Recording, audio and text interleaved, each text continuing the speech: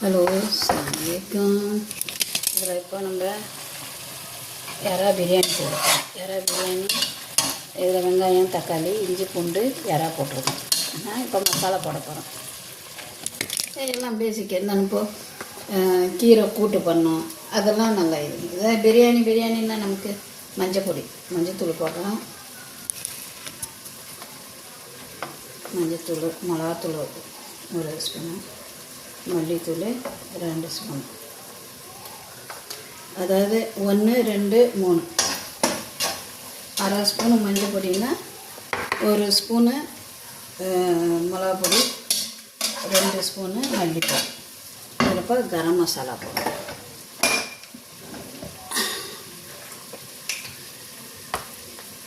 கரம் மசாலா ஒரு 1/2 ஸ்பூன் போடும். நல்லா வாசனை நல்லா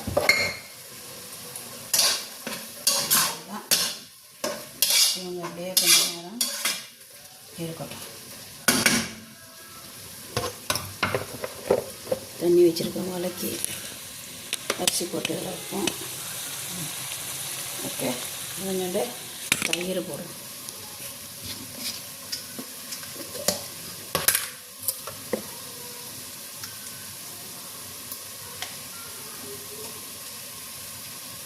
ஒரு 2 ஸ்பூன் தயிர் போட்டு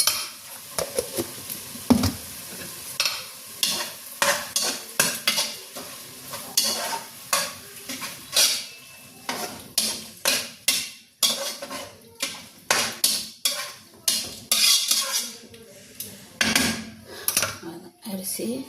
இப்போ இதில் அரிசி போடுவோம்.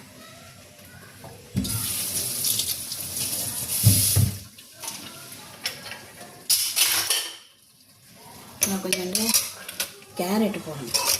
ஏன்னா மலையாளி இங்கே பிரியாணிலெலாம் கேரட்டு போடுவாங்க. தண்ணியில் இந்த மாதிரி உள்ள வச்சுறாங்க. இதில் தண்ணியில் கொஞ்சோண்டு கேரட்டு துருவி போட்டுருவாங்க. அது அவங்களோட ஸ்பெஷாலிட்டி. அது ஏன்னா பாம்பேக்காரங்க இல்லை இந்த மாதிரி இதெல்லாம் கேரட்லாம் போட மாட்டாங்க. வெறும் தண்ணியில் அரிசி போட்டு கொஞ்சோண்டு பூவு பட்டை இதெல்லாம் போட்டு இதை கொஞ்சோண்டு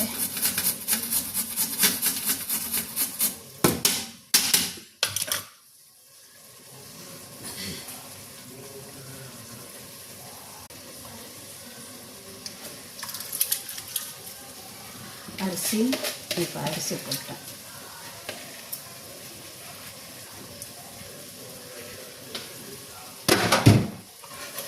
வெந்த உடனே அதில் தூக்கி தம்மு கூட வேண்டும்.